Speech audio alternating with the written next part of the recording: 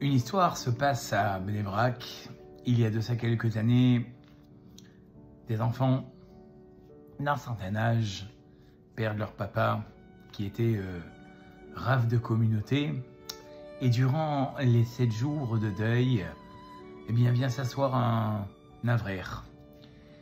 Et il leur dit, vous savez, j'ai une histoire incroyable à vous raconter à propos de votre papa. Et je suis sûr qu'après vous avoir raconté cette histoire, vous vous rendrez compte que vous ne connaissez pas vraiment votre papa. Et les enfants de lui répondent, tu sais, tous les jours depuis son décès, on entend des histoires, les unes plus impressionnantes que les autres. Votre papa a dit, ce rave, le rave David qui est décédé, avait une habitude, avait pris sur lui une fois par semaine de se rendre à Tel Aviv, là où il louait une salle en sous-sol et dans laquelle il se donnait une fois par semaine pour transmettre la Torah, pour étudier la Torah.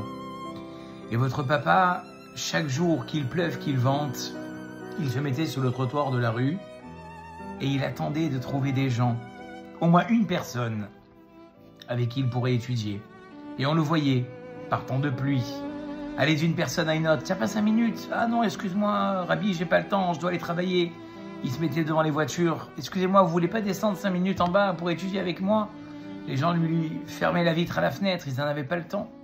Et un jour, vraiment de mauvais temps, il eut beau chercher. Il ne trouvait pas avec qui étudier. Pourtant, il s'était engagé une fois par semaine de donner aux autres, plutôt que d'étudier pour lui-même.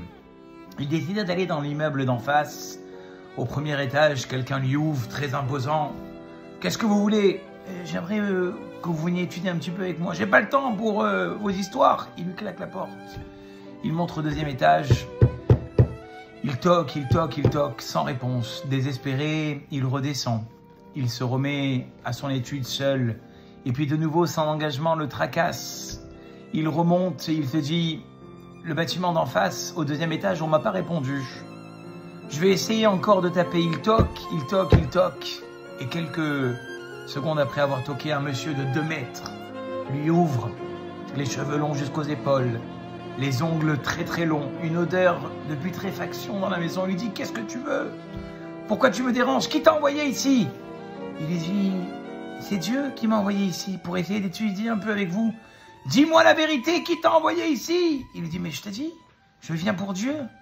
Pour faire plaisir à Kadosh Baruch Hu, que quelqu'un vienne étudier avec moi. » Il tire le rave dans la maison et il commence à l'agiter de toutes ses forces. « Qui t'a envoyé ici ?» Il le fait asseoir sur un canapé. Il dit « Mais je vous promets », il commence à trembler, il commence à faire le vidou, il dit « C'est pas possible, je ne vais pas m'en sortir. Qui t'a envoyé ici ?» Il lui dit « Je te promets que c'est Dieu. » Alors il le tire vers dans une chambre. Et dans cette chambre-là, il y a une chaise avec en haut une corde attachée. Il lui dit « Non, je vous en supplie, je vous en supplie. » Le Rav David dit « Je vous en supplie. » Il dit « Non, c'est pas pour toi, Rabbi. Je me suis mis sur cette chaise avec la corde au cou. Orphelin de père et de mère, depuis des années, je vis un carcan, une horreur. J'étais parti pour mettre fin à ma vie. Et tu es venu et j'ai passé ma corde au cou. Et au moment où j'allais sauter, j'ai entendu une première fois taper à la porte. Et j'ai dit, tiens, ça veut dire que Dieu ne veut pas que je fasse cela. J'ai enlevé la corde de mon cou, je suis venu voir à la porte, il n'y avait personne. Je me suis dit, c'est donc moi qui fabule, c'était des faux bruits.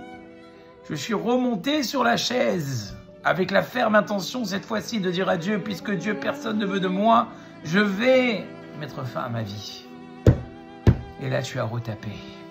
Et je suis de nouveau descendu enlever ma corde de mon cou. Et je t'ai ouvert la porte. Ce monsieur-là, très chers amis, est descendu avec le Rav. Et il a commencé à étudier ce fameux moment. Et de fil en aiguille, le Rav lui a répondu à toutes ces questions. Pourquoi il avait perdu ses parents? Pourquoi il se sentait si seul? Et petit à petit, cet homme-là a fait tchouva, a dit le monsieur aux enfants qui étaient assis par terre. Et cet homme-là s'est marié. Et cet homme-là a eu des enfants. Alors le monsieur a dit à ses enfants endeuillés, « Savez-vous qui votre père a fait revenir à la vie?